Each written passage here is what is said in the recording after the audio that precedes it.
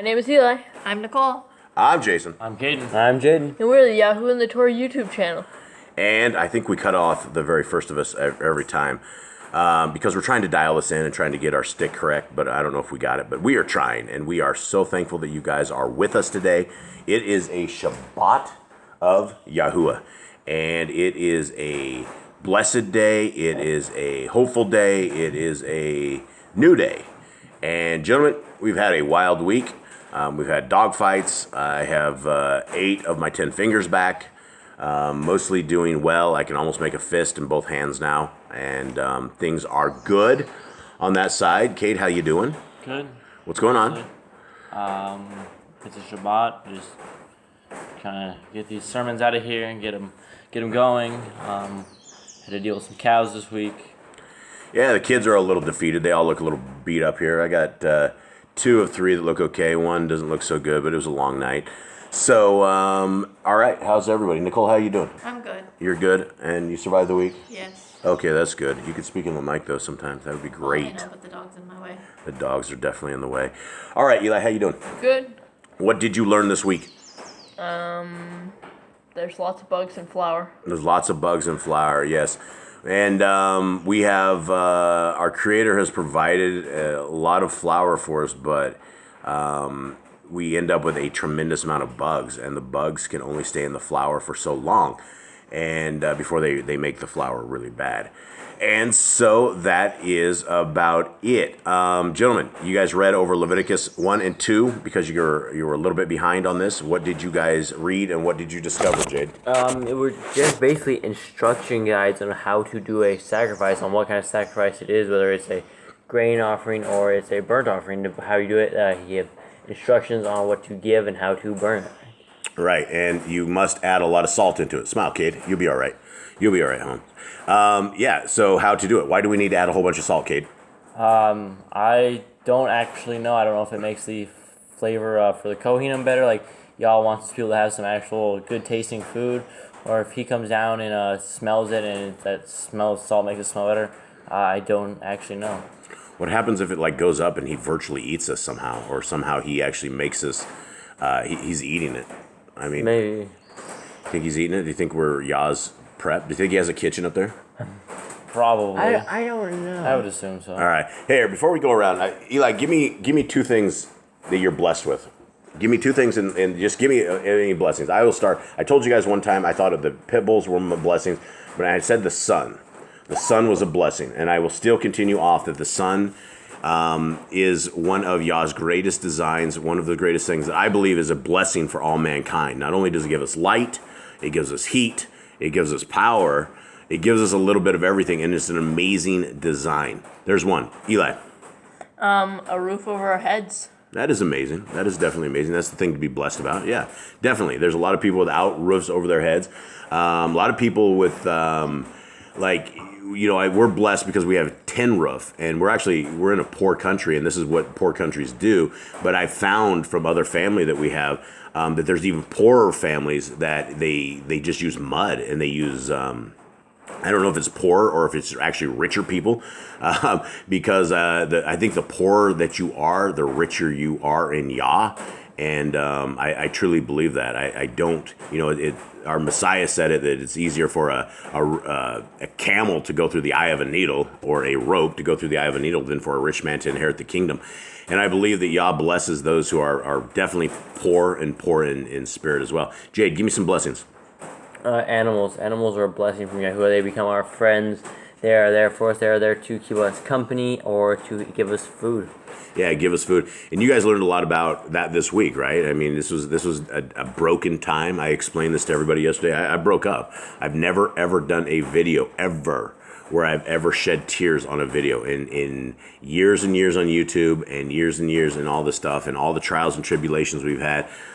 Even when they raided our house, I've never, ever had tears. Yesterday, I had tears, and it was because you guys were broken after I had to end the cow's life. I saw the anguish and the breakness in your guys' eyes, and that was our friend, right? And that friend is gone. But yeah, animals are absolutely a blessing, and it's the dogs and all animals in general. Now, this is something interesting on the side of animals is that every single species of everything has its own ways, right? We know the ways of the pit bull dog. We know some ways of the cows, but there's like critters out there, right? There are all these different critters. They have their own clans, they have their own people, they have their own ways. Like ants, for example. Ants run in packs, they run in colonies. And somehow one of them just figures out where they're going to go. The other one follows in suit, and they all end up, and they work together as a fine oiled machine.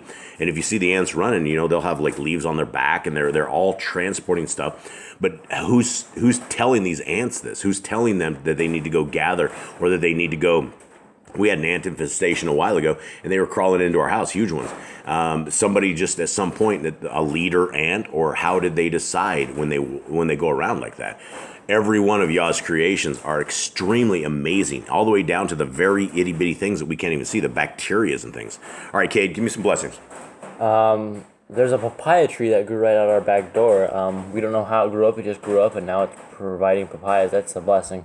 Yeah, we are in a state of, the life of being poor is also a life of not eating what we used to eat. And so we are learning the ropes. And yeah, there was a giant papaya tree. And it reminds me of the book of Adam and Eve, where Satan tried to hide their almonds, and figs. It was a fig. Yeah, it was figs. And so he went and buried it, and Yah built a giant tree up out of it. And it freaked Adam out, and he's like, "Oh man, this can't be right. This tree isn't in front of our cave. We got lost. Where are we at here?" All right, Nicole, what do you got? The rain. The rain. Okay, that's it. Nothing else. It waters our crops. It can give us water if we need to. It fills up the creeks and waters our cows when they need water when they're out grazing. Yep, I agree. And we live in a strange part of the world where there's literally two seasons. It's wet and dry, and that is it. And the dry season, we do run out of water, or came close to it. But wet season, it is an abundance of water, like it never ever stops. And what's interesting on these lands and where we're in the jungle is that it can suck in all of this water, and it just creates huge green things. Like if we don't manage our yard inside a week or two, it becomes, you can't even walk through it. It's a mess. Okay, that's some good ones there. Anyone else have anything? Any other blessings? Anything you guys feel? I feel blessed because we have the Torah. I feel blessed that we had a creator that had enough oversight and enough understanding that he delivered us a way. I also feel blessed that our creator is a holy, righteous creator, that his ways are not evil.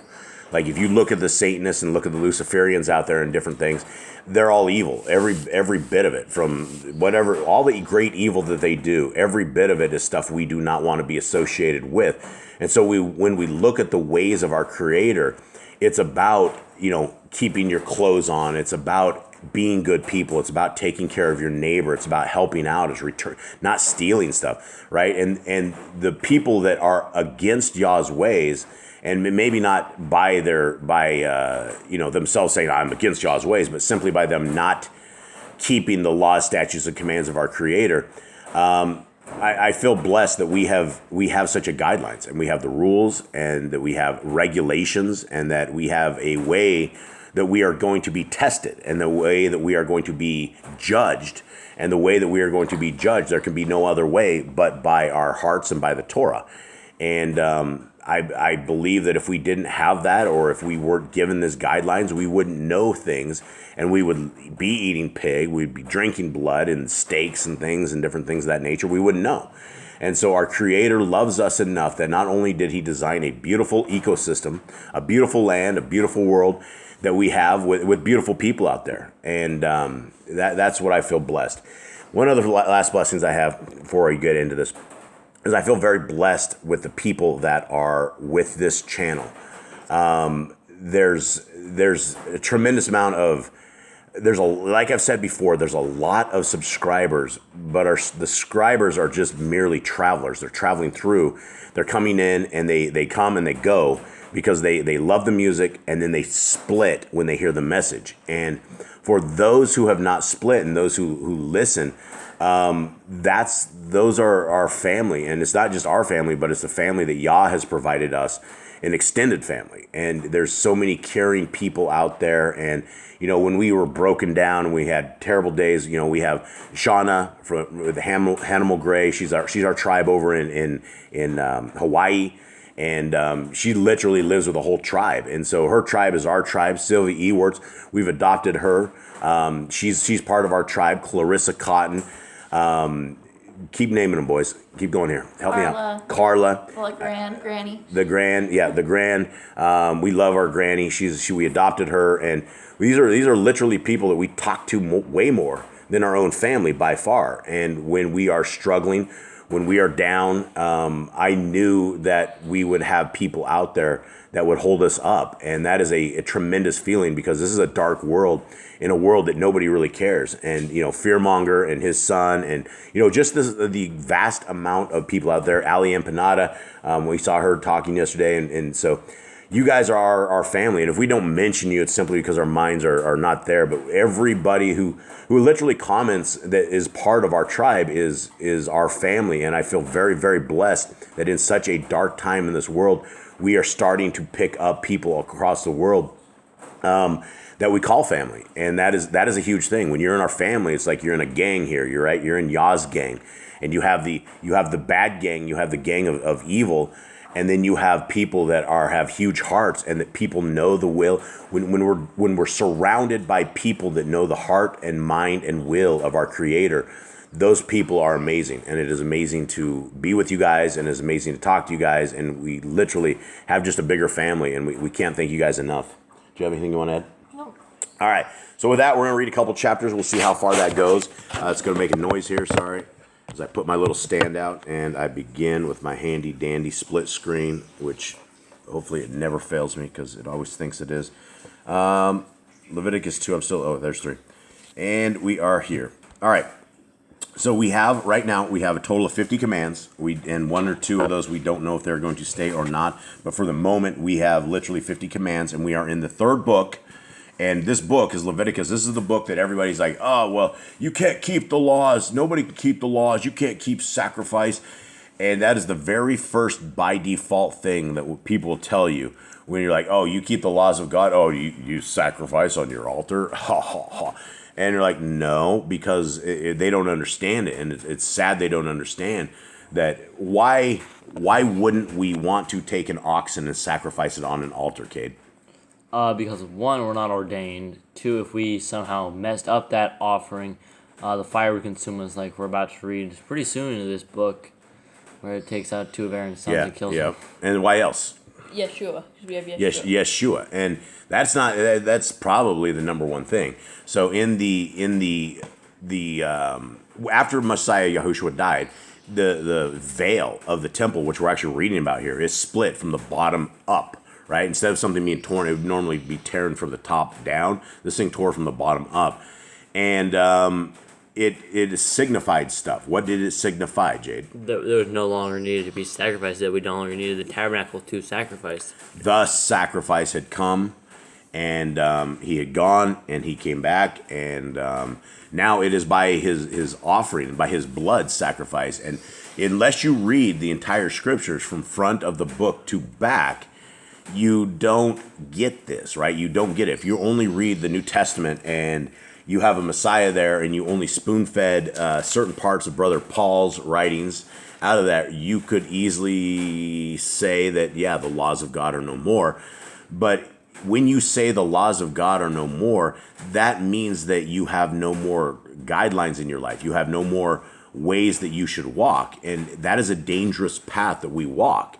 If you are able to go away and contrary to what our Creator says, that means you're walking in evil, because our Creator is nothing but good. And so it is very important that we understand these laws, statutes, and commands, and this is why we are thanking you guys for hanging out with us, and we truly begin. All right, Leviticus 3. Let's see where we are so far. All right, we started rambling. We rambled 14 minutes. All right. And if his oblation be a sacrifice of peace offering, if he offer it of the herd, whether it be a male or female, he shall offer it without blemish before Yahuwah. And he shall lay his hand upon the head of his offering and kill it at the door of the tabernacle of the assembly. And Aaron's son and the priest shall sprinkle the blood upon the altar round about. Hold on real quick. So this is called the fellowship offering in the NIV. Mine's called, it says the peace offering. Okay, and so we are here. And he shall offer of the sacrifice of the peace offering, an offering made by fire unto Yahuwah, the fat that covers the inwards, and all the fat that is upon the inwards, and the 2 kidneys, and the fat that is on them, which is by the flanks, and the caul above the liver, with the kidneys, it shall he take away. Okay, so what is this saying right here? So we're killing a cow, right? We're killing whatever it is. And the 2 kidneys and the fat that is thereon, and the caul and the liver with the kidneys, it shall he take away. Okay, so that is not burned. Yeah, wants to remove the liver, the insides, the appendage, and the kidneys. Okay, so any ideas why that stuff would be removed? I assume it would smell real bad getting burned. I think because it's like the stuff that cleanses your body, so it probably like has toxins maybe. Yeah, some toxins on there, and yeah, I'm talking to guys who just chopped up a cow, so we are. Yeah, we saw a lot of insides. There's like you got to see the lungs and everything. Yeah, you see the lungs, you see everything, absolutely everything. It's a gruesome process. This is absolutely a gruesome process. Does anyone not think yesterday was gruesome? No, it's pretty gruesome. It's horrible. It's a horrible thing, Yeah. and it's the only thing that saved us is that we didn't have to cut its throat live like these Levites had to do. So that's just I don't know if that's I don't know. It's just crazy. Killing animals is crazy all in itself, and so if we think that's crazy, then we should probably not live in sin, right? If we are understanding that the life of a beautiful animal is killed, why would we continue on sinning and doing this kind of stuff? All right, verse 5. And Aaron's son shall burn it on the altar upon the ascending smoke sacrifice, which is upon the wood that is on the fire. It is an offering made by fire of a sweet savor unto Yahuwah. So there it is again, a sweet savor. So is that a smell? What did you guys have? Did yours Sweet fragrance. Sweet fragrance. So yours would be smell. Okay. Mine says a sweet and satisfying odor. To the Lord. Okay, so it's all smells then, right? So this is what it is. So I guess if you burn the inside appendages and things of that nature, It doesn't smell so good. not NIV says an aroma. an aroma, right? Okay, so it's all about pleasing our Creator, and if, like I've mentioned this a billion times, if we're spending 66,600 miles an hour in one direction and tilted at 6.6 degrees, and we're out there everywhere, where's our Creator at? It makes more sense that we are on a flat, stationary plane, that there's a dome above us, and that somehow wherever this was, our Creator is able to smell this stuff. So it just doesn't seem like he's billions of light years away, or as the liars tell us. All right, and if his offering for a sacrifice of peace offering unto Yahuwah be of the flock, male or female, he shall offer it without blemish. If he offer a lamb for his offering, then shall he offer before Yahuwah. And he shall lay his hand upon the head of his offering and kill it before the tabernacle of the assembly. And Aaron's sons shall sprinkle the blood thereof round about the altar. Now, this is where it gets kind of gruesome right here, right? And this is because when you're laying the hand on the head, then you cut his throat, right? So you're literally, it's the guilt offering, right? It goes up on, and it's rough. Okay, and he shall offer of the sacrifice of peace offering, an offering made by fire unto Yahuwah, the fat thereof and the whole rump. It shall he take off hard by the backbone, and the fat that covers the inwards, and all the fat that is upon the inwards. And the 2 kidneys, and the fat that is upon them, which is by the flanks, and the caul above the liver, with the kidneys, it shall he take away.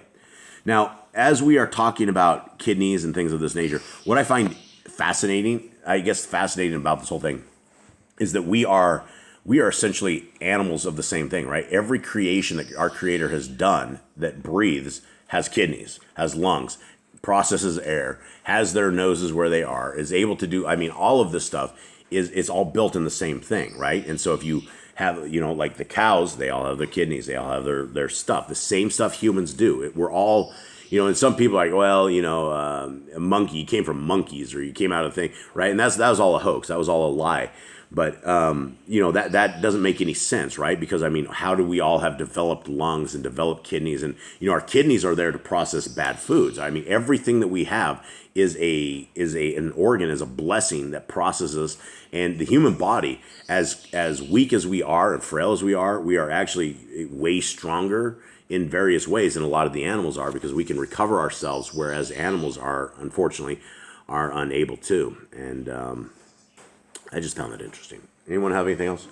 I got a bunch of stone-faced kids here. They're all like broken or something. All right. And the priest shall burn it upon the altar. It is the food of the offering made by fire unto Yahuwah. And if his offering be a goat, then he shall offer it before Yahuwah. And he shall lay his hand upon the head of it, and kill it before the tabernacle of the assembly. And the sons of Aaron shall sprinkle the blood thereof upon the altar round about. And he shall offer thereof his offering, and he shall offer thereof his offering, even an offering made by fire unto Yahuwah. The fat that covers the inwards, and all the fat that is up on the inwards. Mine says the entrails. I don't know what the difference is, but Inwards. Just the guts and the inside of it. NIV says internal organs. Internal organ. Yep. And the two kidneys, and the fat that is upon them, which is by the flanks, and the caul above the liver with the kidneys, it shall he take away. Yeah, the insides definitely smell bad after they start smelling real bad. Yeah, they do. A little experience there. And the priest shall burn them upon the altar. It is the food of the offering made by fire for a sweet savor. All the fat is Yahuwah's. Okay, now we are told not to eat fat. This is very interesting. Right, so you burn the fat. What is fat? What is it exactly? Fat. It's like a layer of like skin develop. Like all right, remember Evil Eric? How he would take the fat of the pigs and then would make grease out of it. Yeah, he would start boiling down the fat of the pigs. We had this evil guy that we knew, and he just laughs at Yah. He was just a very evil fella, and he loved to rib us because he knows we don't eat pork, and so he would send us pictures of him boiling down pig fat. And he would cook with it. Every bit of his food he would stick pig fat into. And so everybody that was like eating any of his stuff, he was a cook and he's selling this terrible food. He's a terrible guy.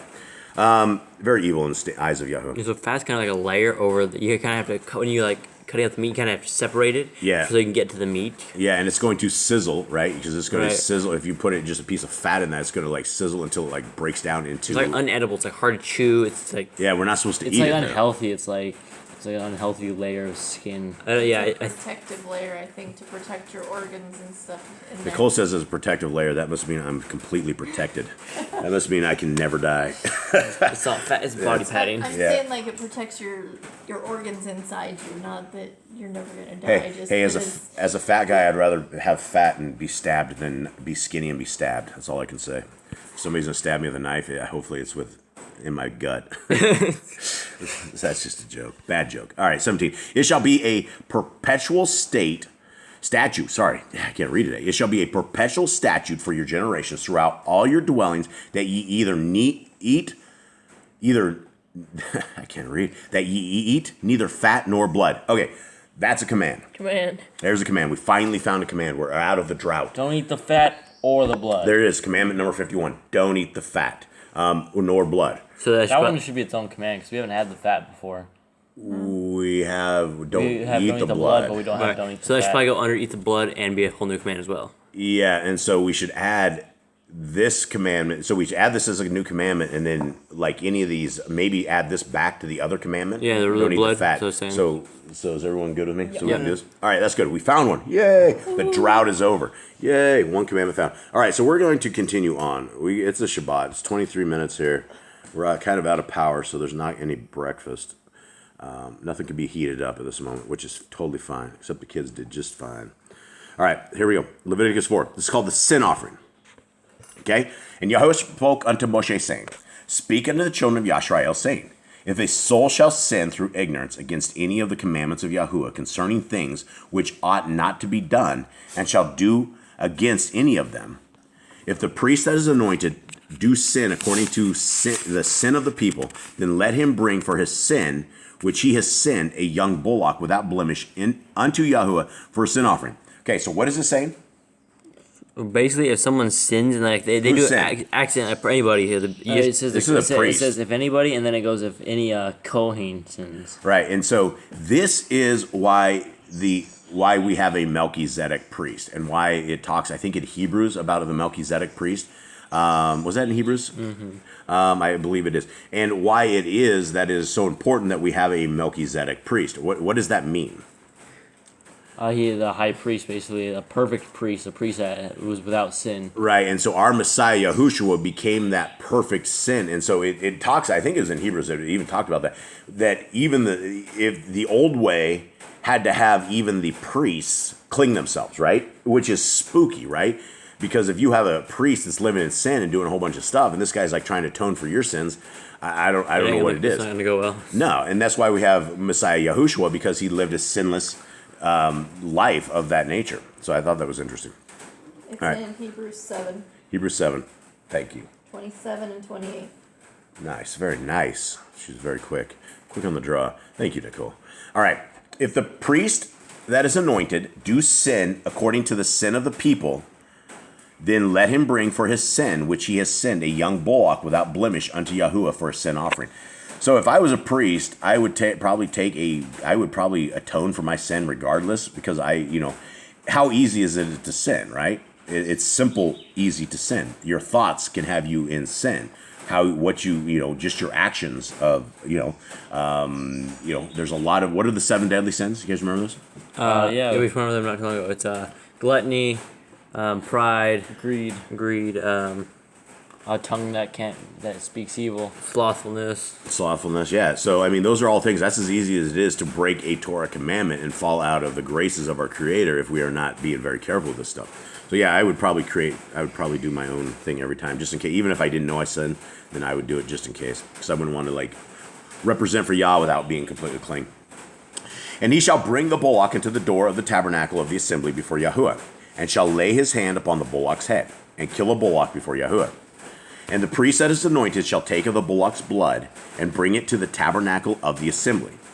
And the priest shall dip his finger in the blood, and sprinkle of the blood 7 times before Yahuwah, before the veil of the sanctuary. There's that number 7 again. And the priest shall put some of the blood upon the horns of the altar of its sweet incense before Yahuwah, which is in the tabernacle of the assembly, and shall pour all the blood of the bullock at the bottom of the altar of the ascending smoke offering, which is at the door of the tabernacle of the assembly. Okay, so there's blood being sprinkled everywhere again. And he shall take off from it all the fat of the bullock for the sin offering, the fat that covers the inwards, and all the fat that is upon the inwards, and the 2 kidneys, and the fat that is upon them, which is by the flanks, and the caul above the liver, with the kidneys, it shall he take away. Did you say caul? No. Okay, Appendage. Yeah, it's appendage. Where's his flanks? I think it's loins. That's loins. It's loins. Loins. What exactly would that be? Loins? The in between their legs, I think. Isn't that like a loin? Isn't there like a loin roast or something? There is. So that their back haunches thing? I don't know. All right, I don't know. Oh, instead of calls in the IV, it says long lobe. Long lobe. Oh, and the caul would be the liver then, right? The appendage of the liver. So Caul of the liver. Caul of the liver. Okay, yeah, so it's like maybe what holds the liver in or something, is my guess. I don't know. 10. And it was taken off from the bullock of the sacrifice of peace offerings, and the priest shall burn them upon the altar of the ascending smoke offering. And the skin of the bullock, and all his flesh, with his head, and with his legs, and his inwards, and his dung, even the whole bullock shall he carry forth without the camp unto a clean place, where the ashes are poured out, and burn him on the wood with fire. Where the ashes are poured out, shall he be burnt. Okay, so that's very interesting. What happens down here in the south of the world if you don't bury something? Ravens, huge Vultures, yeah. huge giant birds. And they come down and just take off and just completely decimate whatever's there. Yeah, and I've seen an entire cow be picked apart inside of a week. It's like there's nothing left but the skull, and eventually that was down the road, and somebody had taken off and packed that down the road. So yesterday, after the boys had to do what they had to do, and they left that area, you could look up in the sky, and there were just zillions of birds. We buried the rest of the cow. Yeah, we buried everything, but they could smell the blood for miles and miles and miles, and it's crazy that Yah's creatures are able to sniff this stuff out. right? How we're just a little speck in the middle of nowhere, and all of a sudden we have 100 giant vultures all around, and they all come down, and they're crazy creatures, right? And that's why Yah has told us animals we should eat and shouldn't eat, right? You're not going to want to go kill a vulture who just had his head in like this stuff right here. So this is interesting. So he takes everything of the cow or the whatever animal's being done, and he burns it, and that would stop the animals from coming and basically just running away with it. All right, 13. And if the whole assembly of Yisrael sin through ignorance, and the thing be hid from the eyes of the assembly, and they have done somewhat against any of the commandments of Yahuwah concerning things which should not be done, and are guilty. So how would you know if nobody knew about it? How would you know they were guilty? Someone found out and said something. Yahuwah puts a spirit of guilt on them, like when they find out what they've done, or they have someone that's like, maybe didn't that happen to Joshua when they went out and fought and they all lost and they couldn't figure out why? Well, that's because someone sinned on purpose. Somebody buried that stuff. Yahuwah said, right? don't take anything from Jericho. Leave all their stuff, and some dude took an entire bag of stuff and took all the gold and all the jewelry and put it under his tent, and they kept getting smoted, and Joshua didn't understand until Yahuwah was like, well, you gotta find out someone sinned against me, go figure out who it was. And instead of telling him, he actually made him go through this process, and he's like, why'd you do this when they found out? So they ended up stoning the entire tribe of that dude. Yeah, the entire family for that. They burned their bodies in this valley. Yeah, well, he got a lot of people killed. So, okay. When the sin which they have sinned against it is known, then the assembly shall offer a young bullock for the sin and bring him before the tabernacle of the assembly. And the elders of the assembly shall lay their hands upon the head of the bullock before Yahuwah, and the bullock shall be killed before Yahuwah. And the priest that is anointed shall bring of the bullock's blood to the tabernacle of the assembly. And the priest shall dip his finger in some of the blood and sprinkle it 7 times before Yahuwah, even before the veil. 7 times again, guys. So there's a cycle of 7s. And this is why I keep saying that the Shabbat has to be on a cycle of 7. If you are keeping a Sabbath and you are starting in the middle of the year and you even call it new beginnings or whatever, that is not biblical. It doesn't say we should begin something outside the cycles of 7. We have to get in the cycles of 7 if we want to be on the right schedule for our Shabbats. All right, 18. And he shall put some of the blood upon the horns of the altar, which is before Yahuwah, that is in the tabernacle of the assembly, and shall pour out all the blood at the bottom of the altar of the ascending smoke offering, which is at the door of the tabernacle of the assembly. And he shall take all his fat from him and burn it upon the altar. Yah loves the burning fat smell, which is why we probably shouldn't eat it. And he shall do with the bullock as he did with the bullock for a sin offering. So shall he do with this. And the priest shall make an atonement for them, and it shall be forgiven them. And he shall carry forth the bullock without the camp, and burn him as he burned the first bullock. It is a sin offering for the assembly. When a ruler has sinned, and done somewhat through ignorance against any of the commandments of Yahuwah Eloheinu, concerning things which should not be done, and is guilty, or if his sin wherein he has sinned come to his knowledge, he shall bring his offering, a kid of the goats, a male without blemish, and he shall lay his hand upon the head of the goat and kill it in the place where they kill the ascending smoke offering before Yahuwah. It is a sin offering. And the priest shall take the blood of the sin offering with his fingers and put it upon the horns of the altar of the ascending smoke offering, and shall pour out his blood at the bottom of the altar of the ascending smoke offering. And he shall burn all his fat upon the altar, as the fat of the sacrifice of peace offerings, and the priest shall make an atonement for him as concerning his sin, and it shall be forgiven him. And if any one of the common people sin through ignorance, while he does somewhat against any of the commandments of Yahuwah concerning things which ought not to be done, and be guilty, or if his sin which he has sinned come to a knowledge, then he shall bring his offering, a kid of the goats, a female without blemish, for his sin which he has sinned. All right, this is a topic all in of itself. What does this mean right here? Basically, if one of us sinned, we got to bring a goat. Well, there's something beyond this, because this part right here, this talks about these people sin in ignorance, right? What does that mean to sin in ignorance? It's like sin by mistake. They didn't know they actually. It's like us back eating pork, right? When we did not know, we were Christians, and all food had been made clean by the preacher, and Paul, and so we were sitting there eating pig in thing. So this is what it's talking about. It's talking about a remembrance sin.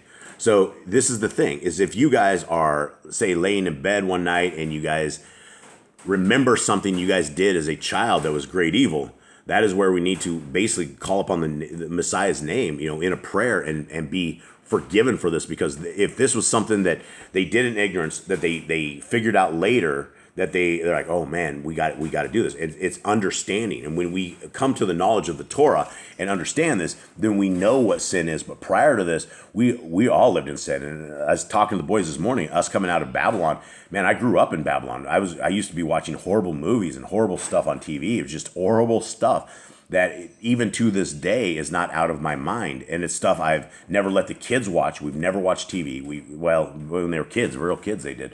But we don't have TV. It's been 7, 8 years. I don't know how long, but it's been a long time.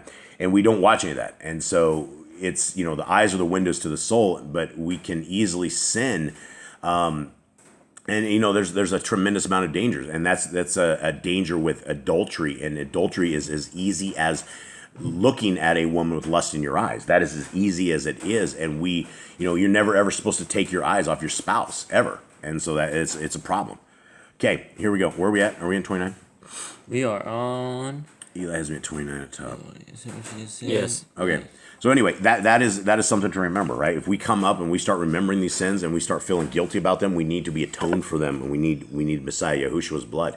Okay, and he shall lay, 29, and he shall lay his hand upon the head of the sin offering and slay the sin offering in the place of the ascending smoke offering. And the priest shall take of the blood thereof and with his finger and put it upon the horns of the altar of the ascending smoke offering, and shall pour out all the blood thereof at the bottom of the altar. And he shall take away all the fat thereof, as the fat is taken away off of the sacrifice of peace offerings. And the priest shall burn it upon the altar for a sweet savor unto Yahuwah. And the priest shall make an atonement for him, and it shall be forgiven him. And if you bring a lamb for a sin offering, he shall bring it a female without blemish. And he shall lay his hand upon the head of the sin offering and slay it for a sin offering in the place where they kill the ascending smoke offering. And the priest shall take of the blood of the sin offering with his finger and put it upon the horns of the altar of the ascending smoke offering, and shall pour out all the blood thereof at the bottom of the altar. 35. And he shall take away all the fat thereof, as the fat of the lamb is taken away from the sacrifice of the peace offerings, and the priest shall burn them upon the altar, according to the offerings made by fire unto Yahuwah. And the priest shall make an atonement for his sin that he has committed, and it shall be forgiven him. All right, gentlemen. Maybe we'll just call that one good. We have it. It'll be a Shabbat of rest. Hopefully to all of you guys out there. Guys, thank you very, very much for listening in. My catatonic boys, it's been a rough week, so they're all a little catatonic. They gave me a little smirk here, but it's been a rough week, and you can definitely tell how weeks and how bad stuff weighs upon families and all of us. And all I can say is this family will dust ourselves off. We will wipe our tears. We will stand up, and we will rise up again. And I guess that is for everybody, right? If you guys are having those kind of weeks and it just seems hopeless and it seems despair and there's no hope anywhere, this is exactly what I was trying to explain to the boys this morning, is we must absolutely seek the kingdom to come. The world that we have here is passing. It's fading. I've spoken about this before, but it is truly on the way out. And it seems like if there were two teams and there was Yah's team and Hasatan's team, it seems like the majority of the world, I would say it's got to be over 95% of the world, as by default, if they are not interested in our Creator and are not worshiping as our Creator has said, they're not, sanctifying and taking the mark of the day, which is the Sabbath. That is the only way that separates people from anything, and that is where commandment keeping begins, I believe, is when you start understanding that the seventh day is blessed. It is a day blessed other than anywhere else, and this is a day that we rest. This is where we dust ourselves off, right? We make it to the Shabbat, and we dust ourselves off. This is why Yah has given us a day like this, so that we can regroup, we can recap, we can fine tune our understanding of what our Creator says, and rest.